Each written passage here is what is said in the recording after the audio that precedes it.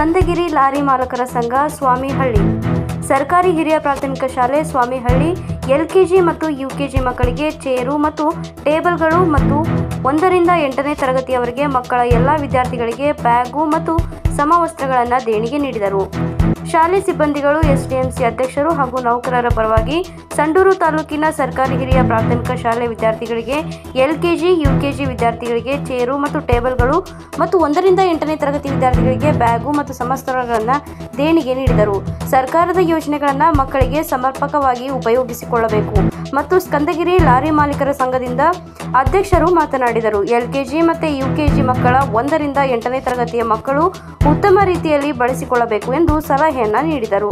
ಸಮಾರಂಭದ ಅಧ್ಯಕ್ಷತೆಯಲ್ಲಿ ಜನರು, ಎಸ್ಡಿಎಂಸಿ ಅಧ್ಯಕ್ಷರು, ಸರ್ಕಾರಿ ಹಿರಿಯ ಪ್ರಾಥಮಿಕ ಶಾಲೆ ಸ್ವಾಮಿಹಳ್ಳಿ, ಮುಖ್ಯ ಅತಿಥಿಗಳು ಏರಿಸ್ವಾಮಿ ಅಧ್ಯಕ್ಷರು, ಸ್ಕಂದಗಿರಿ ಲಾರಿ ಮಾಲೀಕರ ಸಂಘ ಸ್ವಾಮಿಹಳ್ಳಿ, ಬಾಬು ನಾಯಕ್ ಅಧ್ಯಕ್ಷರು ಲಾರಿ ಮಾಲೀಕರ ಸಂಘ ಸಂಡೂರು, ಮಲ್ಲಿಕಾರ್ಜುನ್ ಪ್ರಧಾನ ಕಾರ್ಯದರ್ಶಿ ಲಾರಿ ಮಾಲೀಕರ ಸಂಘ ಸಂಡೂರು, ಕಸ್ತೂರಿ ರೆಡ್ಡಿ ಉಪಾಧ್ಯಕ್ಷರು ಲಾರಿ ಮಾಲೀಕರ ಸಂಘ ಸಂಡೂರು, ಸ್ವಾಮಿಹಳ್ಳಿ ಸರ್ಕಾರಿ ಹಿರಿಯ ಪ್ರಾಥಮಿಕ ಶಾಲೆ ಎಸ್ಡಿಎಂಸಿ ಅಧ್ಯಕ್ಷರು ಶ್ರೀ ಜಂದು ವೀರ ಇವರಿಂದ ಸ್ವಾಮಿಹಳ್ಳಿ ರುದ್ರಮುನಿ ಸ್ವಾಮಿ ಇವರ ಮಗನಾದ ಶ್ರೀ ಪ್ರಜ್ವಲ್ ರವರ ಎಸ್ಎಸ್ಎಲ್ಸಿಯಲ್ಲಿ ತಾಲೂಕಿಗೆ ದ್ವಿತೀಯ ಸ್ಥಾನ ಪಡೆದ ಪ್ರಯುಕ್ತ ಸನ್ಮಾನ ಮಾಡಲಾಯಿತು.